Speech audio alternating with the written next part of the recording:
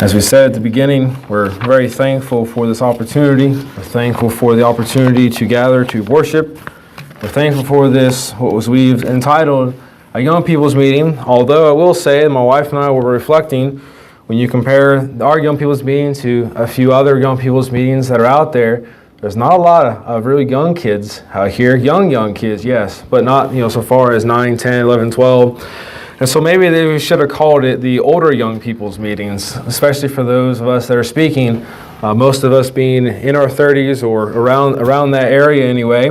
But we're thankful for this opportunity, and for me, I have been looking forward to this for quite some time.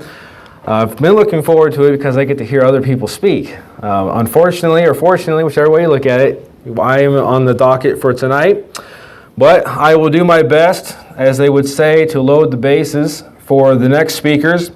My goal is to edify everyone this evening and share a portion of God's holy word.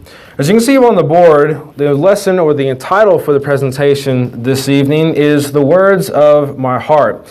As most presentations that I put together and I give, no matter where they are, most of them come from things that I've seen, things in my life, the conversations, that could be anything. And this is no different at all, actually. This presentation came from some things that I've seen over the past several weeks, actually. The good thing is it came from things that were not from those that were in the church, not from those that were Christians. But I guess it bothered me when it comes to the things that we say and the rashness of the things that we say and how quick we are to say a lot of things to hurt people and to sin and to do all these different things that I thought, I wanted to study this because like anybody else, I'm a sinner and I make my mistakes and the words of my mouth aren't always correct. They're not always pure. They're not always what they should be. They're not always what the Lord expects them to be or would have them to be.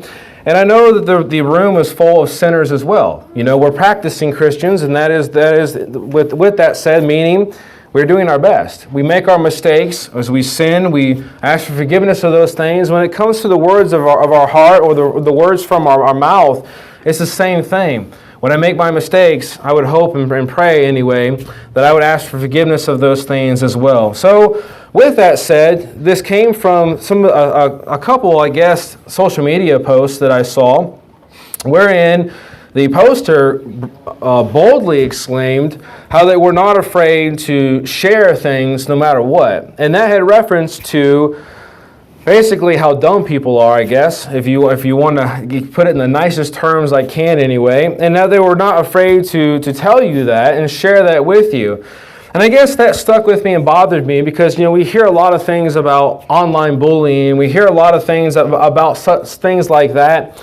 And although this individual was not a Christian at all in any way, shape, or form, I thought, in my life, and I think in all of our lives, if we're honest with ourselves anyway, I think we can all, from time to time, feel or be able to have said that, where we have said things, we have done things that we shouldn't have done, afterwards realizing that the words that came out of my mouth were something that should not have been. And that's the direction and that's the outline that we have here this evening. I will say that as with a lot of presentations, and I think all of us as speakers will say this as well, sometimes you kind of wonder if the things in my head are going to get out in my mouth, and I hope that that's the case. My prayer to God for this presentation that it be first off edifying, and I hope that I can share what I have in the direction that I want to go.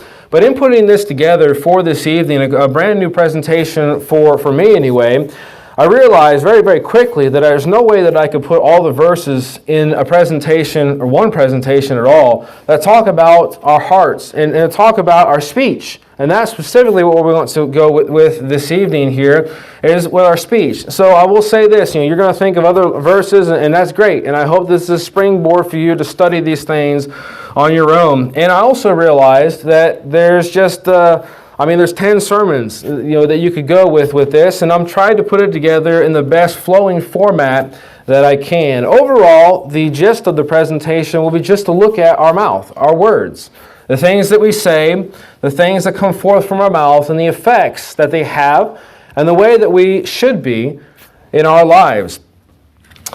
I think all of us can get up here and say that our mouths have got us into a lot of trouble over the years. As we oftentimes do, and I want this presentation to be the same way, I want it to be as honest as possible, because I feel that that's probably the best way to do it. I don't want to put myself on a pedestal above anybody else in any way, shape, or form. So being as honest as I can be, looking back over my past 30-some years of my life, I've realized that my mouth has got me into a lot of trouble. With that also said, my mouth and the things that I have said have been things I shouldn't have said. I spoke up when I should not have spoke up. My mouth has caused me to sin, whether it be lying or deceiving or cheating or various other sins in our lives. And I think the same, and I know the same would be the case with those in the audience as well. And, with that, I just want to study. I want to study with this and figure out why that is and how I can correct that moving forward. I would have to look back and say that this would be especially true when I was younger. I hope that that's not the case necessarily today. We try to work on that, although I still make my mistakes just like you do as well. But I will look back, as I look back and put the presentation together from a youth perspective and preaching to those that are younger or my peers my age and younger, or give or take, I would have to say that we all would agree that this is a lot of trouble when we're young, especially some of these aspects there. And then I think it flips another direction as we get older. So as I get into the verses we have here, just realize that I am speaking as a sinner. I'm speaking as one that is fallen into all or most of these sins or temptations. And so in no way, shape, or form do I want anyone to walk away from the presentation this evening thinking, well, Jonathan just presented himself as somebody that is holier than thou, when in fact the sermon is just for me and you get the benefit of hearing my personal studies as well. If you would turn to Psalms chapter 19 and verse 14, there's quite a few verses that we have to read and to meditate on this evening and to study. And as most of my presentations, most of them are wrote out, so I won't give you a lot of time to turn to them, but always you have access to my notes, as I always will say. Psalms chapter 19 and verse 14, this was, as I was putting this together and talking with my wife about the direction of the presentation, this is one that she brought up, and I think it is very fitting for the opening verse here. Psalms 19 verse 14 says, let the words of my mouth and the meditation of my heart be acceptable in thy sight, O Lord, my strength and my Redeemer. And oh, how many of us and many times in our life fail at that. The words of our mouth and the meditation of our heart, and which it is in itself a whole presentation so far as our heart, oftentimes are not acceptable unto God. God has specific rules and guidelines and laws that He wants us to follow and He commands us to follow. And oftentimes I look back in my life, and I'm sure that it'll be the same way moving forward. I'll have my moments just like you will not be acceptable. The words I share, the things I say, the temper that I have, the temperament that I have will not be acceptable unto the Lord. And that's what I want to discuss this evening, because moving forward, as all of us here, we all want to do better in all things in our life, especially Christianity, especially our walk of life. I want the words of my mouth and I want the meditation of my heart to be acceptable in the sight of God. I don't want the things that I say to be a hindrance to anybody else. I don't want them to be something that would cause you to sin in your life in many aspects. And I want you to be able to say of me as I would want to say of you, that when I talk to you and when we reflect together, when we're having a private conversation, that all these things are good and edifying, but above all, they're acceptable unto God, our Heavenly Father. In Ephesians chapter 4, in verses 22 through 32, this is really the kind of the springboard, I guess, for the overall presentation anyway. Ephesians chapter 4, if you would, keep your finger there, because we want to read a couple verses there. We want to start with verse 29. We're going to reference this passage several times throughout the presentation. As you look at the words of my mouth and the things that I say and the things that I do with my mouth and all these different things here, the Bible warns us of the sin that can proceed out of our mouth. And in studying this, I also had to put this out here. This is something that is so very, very simple. In fact, most of the verses that we will reference, or if not all the verses, are verses you either know exactly where they are or have memorized and have heard many, many times. But isn't it funny, and it's not funny, but we use that in our terminology today. Isn't it funny there that this is one of the things we struggle with the most? It seems to be anyway. Because, we communicate on a daily basis. I was thinking, from the moment we wake up, we say something within the first 5 minutes, usually anyway. For me, it's usually, where's the coffee? But we always say something. And from that moment on, we can offend in many different ways. In fact, we can also not only offend, we can sin. We can do all these different things that are not acceptable, as we read the verse there, in God's sight. In verse 29, it says, "Let no corrupt communication proceed out of your mouth, but that which is good unto the use of edifying, that it may minister grace unto the hearers." Let no corrupt communication proceed out of your mouth. As I reflect on my life, and I hope that you're reflecting upon your life, there have been many times, unfortunately, that there was corrupt communication in many forms. And I want to say this here, the word and the broad definition of this can be many, many different things. Pick which direction you want to go in your mind and go with that. Corrupt communication has proceeded out of my mouth. It's not something that any of us would be proud of. It's not something that we want to brag on in any way, shape, or form, but it is something that we want to keep in check. It is something that we want to control in our Christian walk of life. The word corrupt is something that is bad. It is something that is decored. Communication is something that is said, or it is, or can be, or by implication, it is a topic. Well, how many times, if we were to take a show of hands, how many of us, how many times even also, how many of us have said things that we shouldn't have? How many of us have said something that came out of our mouth that was bad, that was decored? That the topic that we talked about or something that we had said fall right into this verse that were warned not to fall into in our Christian walk of life. Let no corrupt communication proceed out of your mouth. I think all of us should, anyway, would raise our hand very, very quickly. In fact, maybe it was even this week, unfortunately, maybe we said something, as we reflect back on our life, or this week, maybe the work week, maybe at home or whatever, where you would fall into this category. Something bad came out of our mouth. Something that was said was something that was not the Christian way, was not something that Christ would have us to say and that God would find acceptable out of our mouth. I think all of us fall into that category. And as I think about that, and as I read this verse, to let no corrupt communication proceed out of my mouth, I can't help but to think that we are warring against the flesh, and we're always going to be warring against the flesh, and it's such a temptation to not say something that we shouldn't, to keep our mouths shut. In fact, in putting this and looking at the verses, putting the presentation together, I was actually quite amazed. I know the Bible has a lot to say about what we say. I know the Bible has a lot to say about our words in our heart. Man, I didn't realize how many verses there actually were. In fact, you just have to draw a line in the sand, and you have to put what verses you can in a presentation and hope and pray that you study the rest on your own. How many of us in our past life or in our life at all, especially hopefully before we were Christians here, lied or cheated or cursed or swore or said something that we knew right after we had said that we shouldn't have said? All of us here would be able to raise our hand, and we would probably continue to raise our hand moving forward. Well, in my life, this is something I want to control a lot better. As I reflect back on my 30-some years of life, I realize that, as I think all of us can, that oftentimes we say things that as soon as we say that, or as soon as we lie, as soon as we cheat, as soon as we steal with our mouth, as soon as we have these corrupt topics come out of our mouth, we realize we shouldn't have done that. We shouldn't have said whatever it was. We shouldn't have made the joke, or we shouldn't have done whatever the direction that you want to go specifically with that in your life. We shouldn't have done that. All of us have. And so, I think this is actually it's a very important topic because it reflects back on every single one of us. All of us struggle with this on a daily basis.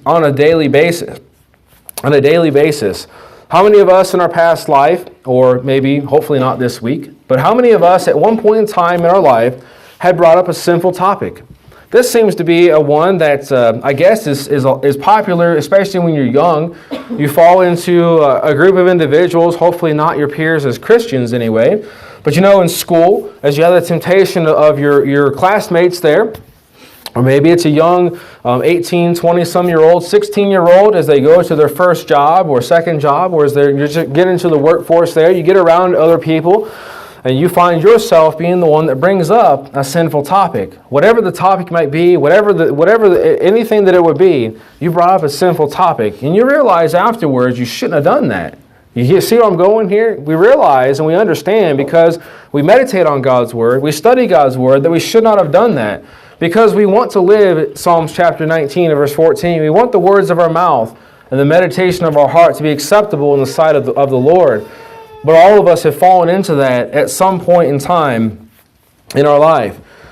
Does my mouth, the things that I say, the things that I share, bring forth something that is edifying? As I talk to you, as you come up to me, are the things that I share with you positive, uplifting, good, and many, many other things we can share with this as well? Are these things edifying unto you, or do I bring you down? Or do I bring you down specifically, in the direction I'm really thinking of is, do I bring you down from a sinful standpoint? When I talk to you about whatever the topic is, do I bring in something or throw in something there that it would be sinful, cause you to sin, or be a direct sin in my life, whether it be a lie, whether it be something I cheated you with, or I stole with my mouth, I swore, I told a dirty joke, whatever the case might be, that I've caused you to sin, and it wasn't edifying in any way, shape, or form. I think if we edify, I know that if we try to be more edifying unto one another, how much better our lives would be. Carefully note here that the corrupt communication is of the old man. As we'll read here later on in the presentation, the previous verses here, verses 22 on here, this is something of the old man. And in fact, it is something that comes from the old man. But it's interesting here, as we put on the new man, as we become a Christian, we were baptized and we try to live our life the best we can. Do you know, and all of us here do you know that you're always going to be fighting this old man? You're always going to be fighting these nasty things that will proceed out of your mouth. You're always going to, and I'm always going to be fighting saying something that I know that I shouldn't. Always going to be fighting that. So it's something that we have to be on guard about. We have to be on guard that no corrupt communication, no matter what our age, old, young, all of us fall into the category. And that's why I think that this topic, it works good for everyone here or anyone listening, that this works for all of us. Because, we're always going to be fighting the old man, always going to be fighting that temptation to lie, to say something we shouldn't, to speak up and to say something when we shouldn't even. Any time in our life, all of us have put on, or those of us are Christians have put on the new man. And again, as all of us know and realize, I hope anyway, that corrupt communication is something that we put away when we put on this new man. In James chapter 1, in verse 26, I find it very interesting as you put this into the topic we have here. James chapter 1 and verse 26, it says, "If any man among you seem to be religious, and bridleth not his tongue, but deceiveth his own heart, this man's religion is vain." Now, we all know what a bridle is, and I'm not much of an animal guy, but all of us here know what a bridle is. It's something you put into like a horse's mouth or a donkey or whatever you all put a bridle in there. And you put that in there with the intent of leading the animal in the direction that you want them to go, or to do exactly what you want them to do. We see it all the time in our country with the Amish buggies.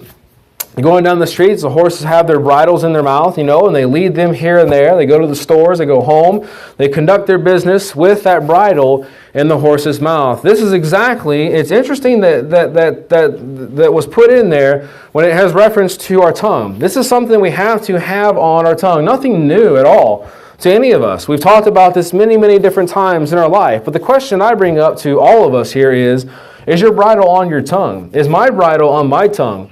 Is my bridle on my tongue when I see something and I just have to put my 2 cents in and throw it out there when I should have kept my mouth shut? Is my bridle on my mouth when I'm tempted to lie? When I'm tempted to cheat somebody else out of something because of whatever that it is? I don't want to save embarrassment, or I don't want to admit wrong, that I was in the wrong there, and I decide I just want to go ahead and lie. Is my bridle on my mouth when I decide that I want to talk about something as a Christian I know that I shouldn't talk about? I shouldn't share a joke in that fashion and in that form, or I shouldn't share the story that is filthy and something that a Christian would not be or should not be sharing in any way, shape, or form. Is that bridle on our mouth? The bridle, again, not being an animal guy, but I do know this, without the bridle there, the horse would, and whatever the animal might be, would do whatever he wanted to whatever degree that it is anyway, especially an untrained animal, we know for sure. Without that restraint, the animal will go wherever he wants to go, or she. They will do whatever they want to do. If it was an Amish buggy going down the street with no bridle on, the horse would take it wherever. It wouldn't go to the store. It wouldn't go home. It would go wherever it wanted to do in its heart. And that's our tongue. You know, without that bridle on our tongue, my tongue is going to say things that I shouldn't have said. I have no restraint on it. And oftentimes we seem to find ourselves, unfortunately, in that category there. Where for some odd reason, we took the bridle off our tongue. We took the bridle off the horse. And we set it up on the shelf when we walked into a certain situation, or our coworkers, our friends, our employees, whatever that it might be. We decide we want to hang that bridle up on the nail there, and we want to say whatever we want to say, and then realize we shouldn't have took the bridle off in the first place, because that's exactly what was guiding my tongue. That was what was taming my tongue.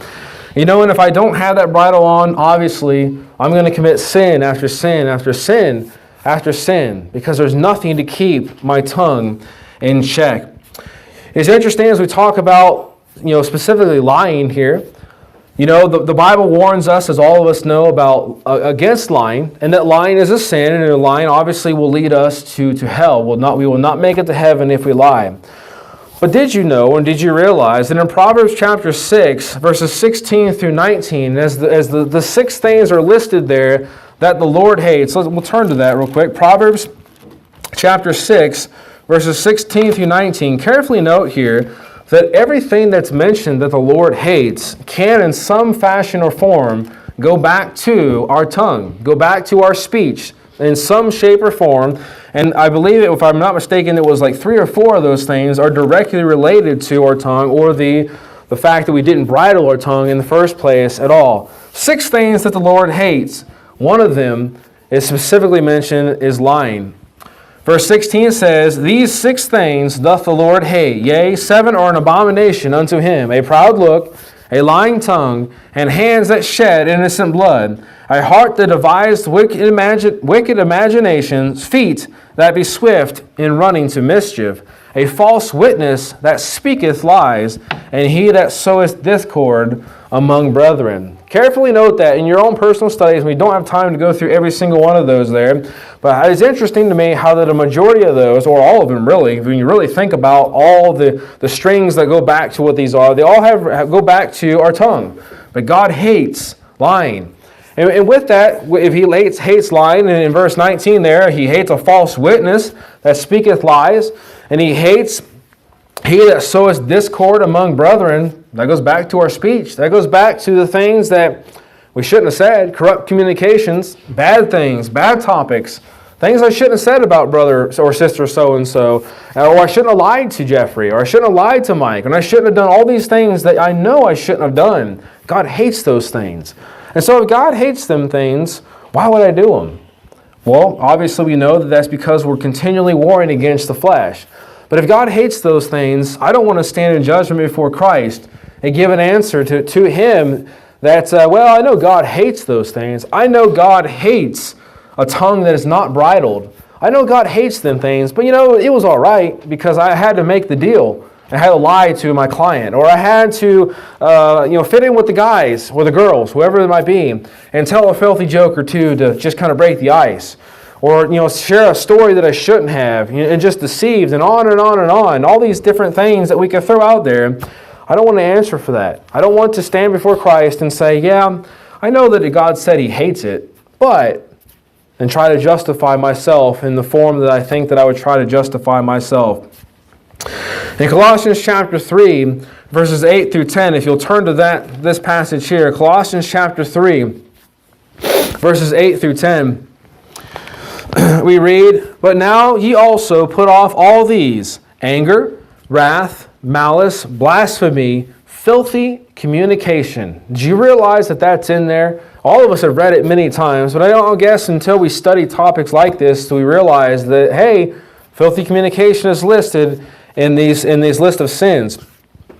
Filthy communication out of your mouth, lie not one to another, seeing that you put off the old man with his deeds, and have put on the new man, which is renewed in knowledge after the image of Him that created him. Everything that we've said up to this point, all summed up in a couple of verses here. Put off these things. Don't let corrupt, filthy communication come out of our mouth. Oh, how many times in our life filthy communication has come out of our mouth? Be honest with yourself. We have made our mistakes. We have said things that we shouldn't. We have not bridled our tongue the way that we should. We let it slip for whatever reason or whatever occasion that we felt justified to do it. But the Bible tells us as Christians, we're to put off these things. Those are things of the old man that we have got rid of, or we should get rid of, and we should keep under check and under control. Filthy communication. The word filthy means a vile conversation. It's the same basic definition as the corrupt communication, the bad or the decorated, or something that is said, the topics, the filthy or vile conversation in our life. I think that as I look at this verse and study it, obviously filthy communication and lying are both mentioned here, but I can't help but to reflect as being younger anyway, late teens, early 20s, as we are in that stage of all of us go through, especially, maybe especially us of guys. I'm not a girl, so I don't know exactly what it's like to be a girl when it comes to all those peer pressures and everything. But, being a guy and growing up as a young man, I remember all the temptations to have filthy communications or to share filthy communications to try to fit in or to be accepted by whoever that it might be in our life. And I think that a lot of this has to do with, or go back to the youth. But as I looked at this verse, we can't exclude those that are older than me either. Because all of us can fall right back into the category. Nowhere in the Bible that I'm aware of anyway, when it talks about our tongue, does it say that this is a youth problem? Oh yes, younger sometimes, as they get to the certain stage, maybe it's more prominent. But older people, older guys and girls, older Christians, you're not immune to it at all. We're not, in any way, shape, or form. We all can fall into filthy communication, vile words, vile things that we say. And that word vile there, as you look at and corrupt, can be very broad, as we've already said. Lie not one to another. I thought that was interesting also in studying this for this presentation. I guess it's something that I've read many times and just kind of glanced over. Didn't really think about it very much. Lie not one to another. Why did he say it that way for? Could it have been that it was because there's a problem? That we are tempted from time to time, even though we are Christians, that there's a problem that I would deceive you, or that I would lie to you, or that as a young man or an older man, whatever case that you are here, or girl, you would still be tempted to, in a certain setting or a certain person, that you would still be tempted to lie to an individual, to that brother or sister that you worship with, a fellow Christian. I've seen it. I think you've probably seen it as well. In fact, we're all probably have been guilty of it from time to time, unfortunately, in our lives, that we have lied one to another. I think that that's interesting that he throws it out there, that inspiration put that in there. Lie not one to another. We all know that we're not supposed to lie to those out in the world. We're supposed to set that example there. But again, we're not immune. Just because we're Christians doesn't mean that we're automatically not going to have corrupt communications, or we're not automatically going to not lie. All of us are tempted from time to time to fall into these categories. We're supposed to get rid of this stuff. All the things we've talked about, we're to keep these under control. We're to bridle this. And how do we do that? We do that with the new man. And again, that's a topic that can go on pretty deep in itself as well. In Romans chapter 12 and verse 10, we find it reads, "Be kindly affectioned one to another with brotherly love, in honor, preferring one another." In light of what we just said, lie not one to another, how can I say that I have brotherly love? How can I say that I love whoever that it is? Put yourself in the sentence here, as the topic of interest here. How can I say that I have brotherly love if I want to lie to you, or if I do lie to you, or if I'm tempted to lie to you? And let's not just put it with just lying. Put it in filthy communication. After services this evening, if I say that I love you, and I say that I want to go to heaven, and I want to set an example to you, why would I have a filthy conversation? Why would I swear? Why would I cheat you? Why would I lie to you in any way, shape, or form, or tell you something and bring up a topic that Christians ought not to bring up? These conversations that we have in private here. I don't love you too good, do I? If I fall into that category there, at least I would think that would be the case, right? I can't love you and lie to you, right? Correct me if I'm wrong on here. I just don't see how that can be that can be at all. In kindly affection one of another, with brotherly love, and preferring one another, lie not one to another. Don't deceive. Don't use the words of my mouth to cause you to sin, to present a sin, or whatever else you want to throw out there as well. 1 Peter chapter 2 and verse 11. 1 Peter chapter 2 and verse 11 says, Dearly beloved, I beseech you, as strangers and pilgrims, abstain from fleshly lusts which war against the soul. Oftentimes we turn to this passage when we talk about other topics. When we talk about being a pilgrim and stranger in the world, etc. But I want to pull out that little phrase right there, abstain from fleshly lusts. Because even today, maybe you were tempted with lying, or maybe you were tempted with saying something that was bad, or a conversation, or brought up a topic, or decided you wanted to open your mouth when you ought not to have opened your mouth. You said something, at a time that it wasn't your place to say something. All of us fall into that category there. Abstain from fleshly lust. That's exactly what we're abstaining from, or to be abstaining from anyway. I am to abstain. I'm going to try to stay as far away as I possibly can from these lusts. And notice here that it says fleshly lusts. It doesn't say just abstain from lying. It says abstain from these lusts, these desires. Our old man, that he wants us to lie. He wants us to cheat. He wants us to steal. He wants us to swear. He wants us to curse. He wants us to curse God. He wants us to curse religion. He wants us to do all these things to bring shame. Because it's a temptation for us for many times here. And as I say that here, you may not be tempted to lie. You may not be tempted to do whatever that it is, but I might be. Your vice, as we say, your vice might be lying.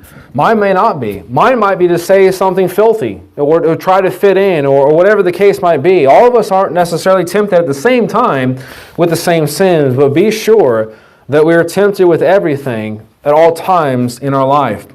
Abstain from fleshly lusts. Words, things that proceed out of my mouth that are filthy, the jokes, the filthy jokes, the things that we know that we shouldn't be sharing, the things that we hear, but because we want to fit in or whatever the case might be, we want to get a good laugh, we throw those out there. These are all the fleshly lusts, the innuendos, the things that have reference to things, the references, the insinuations. How many of us have fallen into these categories in our life? We insinuate things, and then afterwards we know we shouldn't have done that, but afterwards we realize, well, I probably shouldn't have said that, or probably shouldn't have done that, or I probably shouldn't have, whatever the case might be. The filthy stories, that which is not pure, and that topic is broad in itself. That could be a whole lot of things. Lying, cheating, stealing, deceiving, all these things can go back to the things that we say. Yes, some of them are physical actions, but a lot of times they go back to the things that proceed out of your mouth. The lying, the cheating, the stealing, the deceiving. How many of us have been tempted, or how many of us in our life, I think, again, we could all raise our hand on this. How many of us have tried to deceive somebody else for whatever the case might be? Again, it goes back to the fleshly lust. Our flesh, keep in mind, our flesh wants this stuff. Our flesh wants us to lie. Our flesh wants us to say things that are not acceptable unto God. He wants us to do this. And again, it goes back to the reason I say we're always and continually being tempted with all of this. Well, moving on, 1 Peter chapter 3 and verse 10 says, For he that will love life and see good days, let him refrain his tongue from evil and his lips that they speak no guile. Does this mean, as we read and study this verse, I believe that it is, does this mean that if we speak guile, if we have evil speakings, if we have something that is bad out of our mouth, that we will not love life and will not see good days? I believe that's the case. And you say, well, how is that? And I got thinking about this verse. How does that apply? You know when you were young, when you lied about stealing a candy bar or whatever it was that you did, and you knew you shouldn't have done that. You know how that eats at you, and you know how that gets at you as a young kid. And as you get older, you deceive somebody else. Maybe, hopefully this isn't the case. Maybe you deceived your parents. Maybe you deceived the authorities. Maybe you deceived the police. Whatever it is, it kind of eats at you, right? It or at least if you have a good conscience anyway, assuming you do have a good conscience, they'll eat at you. that kind of takes away from the quality of life that you have, doesn't it? Every day you wake up until you make the wrong right. At least it's the case for me. And when you steal or you lie or you cheat or you say something that you shouldn't have, it kind of just eats at you. That's not living a good life, at least for me anyway. You're not really seeing a good day. At least that's the way I kind of look at it anyway. For me, when I fall into these categories, but we're to refrain our tongue from evil and to make sure our lips speak no guile. The word guile means a trick, deceit, or subtlety. And again, we hope and pray that's not the case as well. In Proverbs chapter 29 and verse 11, a portion of that verse says, "A fool uttereth all his mind." How many of us have fallen into that category as well? All of us, from one point in time, as we shift away from specifically like lying and everything, all of us have fallen into that category, I think, where we've just uttered something. We threw something out there and we look back and we think we probably shouldn't have said that. We probably shouldn't have got into a discussion or argument or whatever the case might be for your life there. A fool uttereth all his mind, but a wise man keepeth it in till afterward.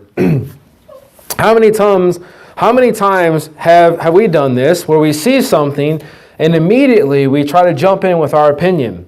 Immediately we have to put our 2 cents in. I know, again, going back to the honesty here, all of us fall into this. I do. You immediately fall into this, and it's getting a little bit better, I guess, as I'm getting older. A lot of times now I just look at things and it's like, yeah, okay, whatever.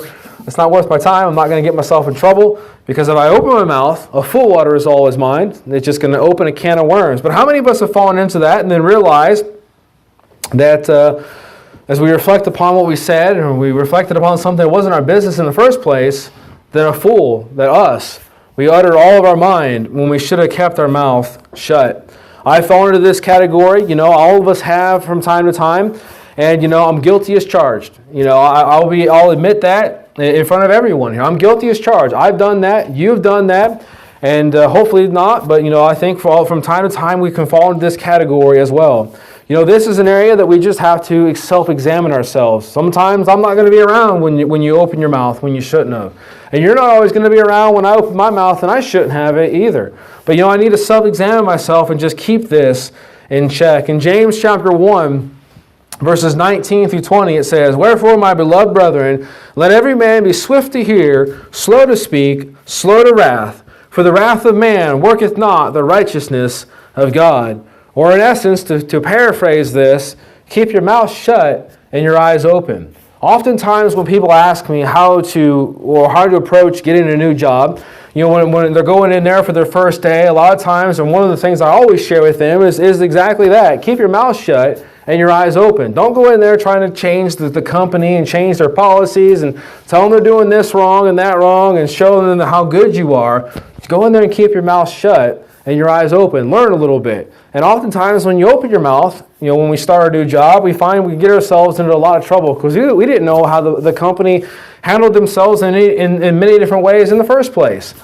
But how often do I share that with others? How often do I share that as advice for those that are going into a workplace, but I don't live it in my life? I don't keep my mouth shut and my ears open. Specifically keep my mouth shut here. I want to share my 2 cents. I want to share my opinion. Or, going back to the sinful things other sinful things we're talking about, lying and just sharing things that we know that are bad and ugly there. We just want to throw it out there. We open our mouth and then we realize, how many of us, if we took another show of hands or took a show of hands, in the middle of us saying something, we open our mouth and start to speak, and we realize in the mid-sentence, I shouldn't be saying this. I shouldn't be going on with this conversation. But we continue to do because, I don't know, we think that we can't stop, and we can. We can stop when you just back up and say, whoa, wait a minute, I shouldn't be saying that in any way, shape, or form.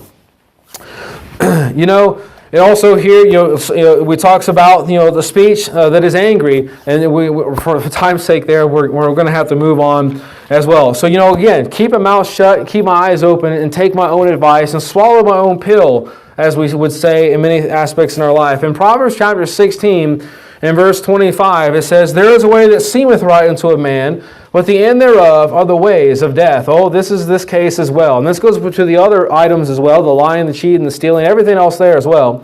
We know there's a way that seems right unto the man, but the end thereof are the ways of death. How broad this verse really is. It applies to this exact scenario there. When we feel like we have to open our mouth, we feel like we have to put our 2 cents in, whether it's in person, online, in the social media world, anything. We just feel like we have to put our 2 cents in. In reality, it wasn't either our business or we wouldn't have made any difference, or whatever the case might have been. And we've been better off to just let it go. Go about our life, go about our business there, and especially have avoided a conflict or avoided strife because we decided that we wanted to put our 2 cents in as well. Keep in mind that our flesh thinks that this is okay. Our flesh thinks that the way that seems right is okay in our life. It tells us on a daily basis that, it's okay to lie. It's okay to cheat. It's okay to say this. It's okay to share the story. It's okay to do all these different things. Just go ahead and put your 2 cents in. Throw it out there. Get right in the middle of that argument or discussion that you shouldn't be a part of in the first place. Go ahead and throw it out there.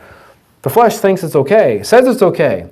And it's constantly telling us that it's okay, but it's not. As we well know, the Bible tells us that we are to refrain from these things. Again, this goes back to the old man. These are things that we did with the old man. These are the things that we had before we became Christians and not with the new man. 1 Peter chapter 2, verses 1 through 2, wherefore, laying aside all malice, all guile, and all hypocrisies, and envies, and all evil speakings, very broad, as newborn babes desire the sincere milk of the word, that ye may grow thereby.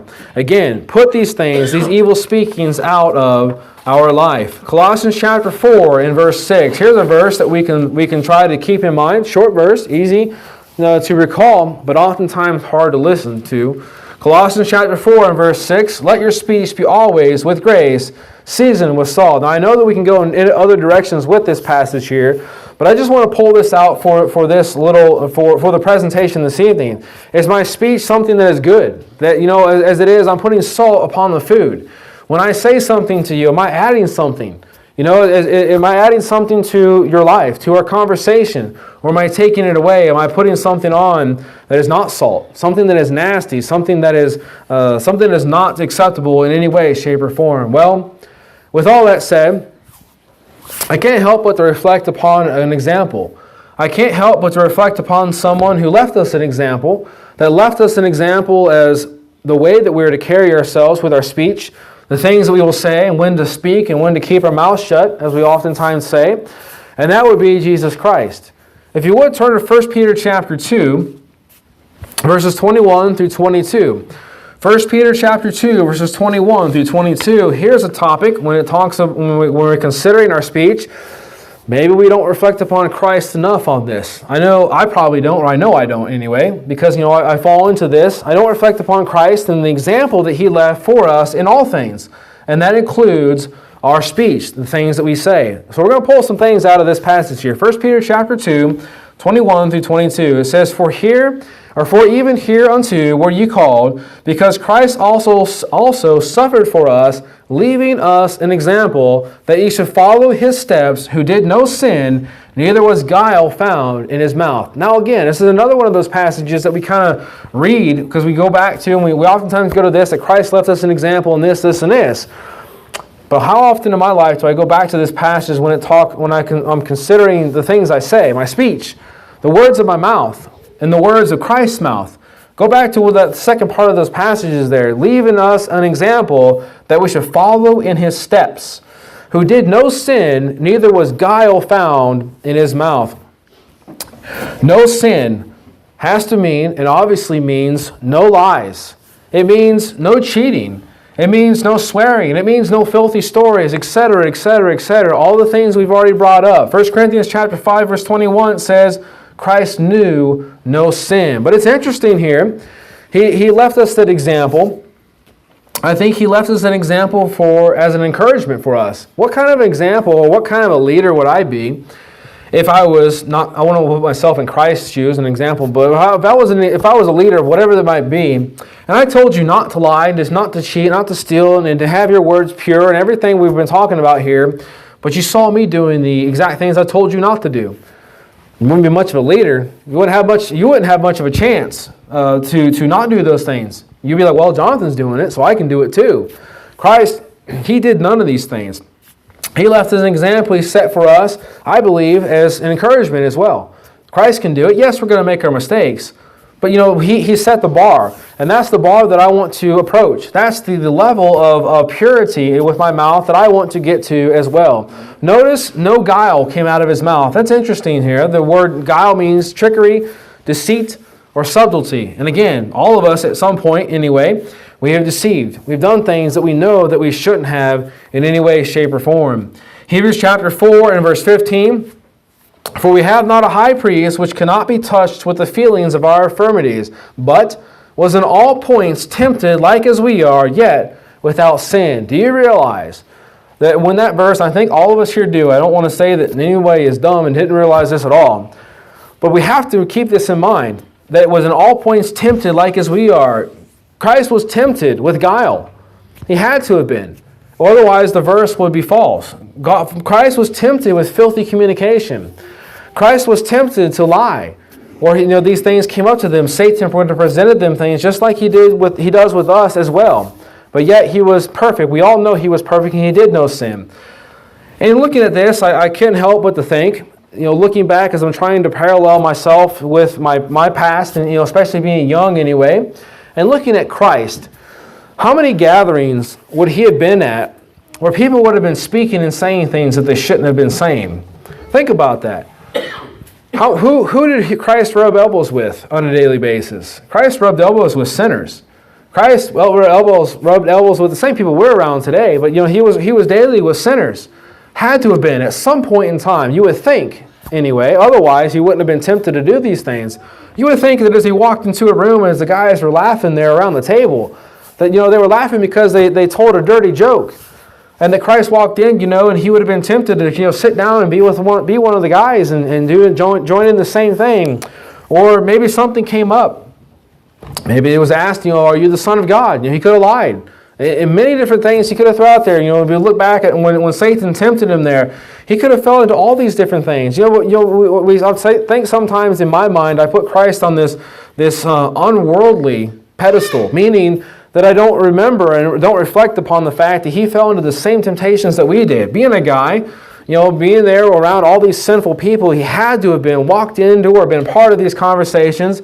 I can just imagine Christ was one with no sin as he walked into a room where they were telling dirty jokes or they wanted him to sit down and join in, and Christ would have just with a straight face said, "No, I'm not doing that." Or he said, or maybe he would have rebuked them and said, "No, you shouldn't be doing that as well," and walked on.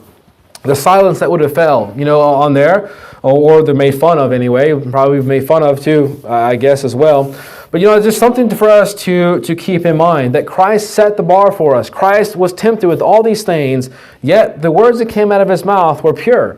Yet the words that came out of his mouth were something that we can look up to and use him as our example for the things that we share and say as well. Well, in closing, let's go back to Ephesians chapter 4. Verses 22 through 24, as we talked about there at the beginning of the presentation, very quickly in reference to the old man and the new man, we want to close with the reading of Ephesians chapter 4, verses 22 through 24. Ephesians 4, 22 through 24 says, "That ye put off concerning the former conversation the old man, which was corrupt," all the things we have just mentioned, all these bad things that we shouldn't be talking about, "according to the deceitful lust, and be ye renewed in the spirit of your mind, and that ye put on the new man, which after God is created in righteousness and true holiness." So as I bring the presentation to a close, as I reflect back over the presentation here, am I living that out? Am I really putting on the new man? Why? So that I don't fall into these temptations, so that I don't open my mouth when I know that I shouldn't have, or get into things I shouldn't have, that I don't lie and cheat and steal and do all these things with my mouth, and offend and cause others to sin and to share something, whether it be in private, a conversation one-on-one, a group of guys on the internet, anything, that I don't present something that is vile and mean and nasty and sinful. I'm constantly going back to my new man, putting my old man in check, looking at these things and thinking, no, even though I'm tempted to lie, I'm tempted to do all these things, I'm not going to, because I'm going to set the example. But because Christ set me the example there, And that I remind myself that I have a new man, one that is totally opposite of what the old man was, totally opposite of what the old man was with all these sins and the things in our life. Well, in closing, as we look back here, that which comes out of my mouth must be much better. So for your life as well, as you reflect going forward here, whatever you say, the things that come forth from your heart, and we didn't have time to go back, and that's a big, big topic there about how that shows. It is a reflection of your heart as well. Again, it goes back to whether or not you put on the new man fully or not. As I move forward, what comes out of my mouth, I want to be much better. I want to keep my old man in check. I want to put him away. I want to keep my quote-unquote topics pure, whatever that topic might be, whatever I share and talk about. I want to resist the temptation to lie, to deceive you in any way, shape, or form. And I want to look back on Christ as my example. That's the presentation for this evening. If there be any here that is not a Christian that would like to become a Christian, we give the opportunity this time to come forward, to hear, believe, repent, confess, and be baptized and become a Christian and walk in the newness of life. Or there be any here that have done these things and have brought shame or reproach upon the church or upon your own life. Maybe you've said something or fallen into any of these categories here. We'll pray with you and for you that those things will be forgiven of you as well. Make your wishes known as we stand and sing.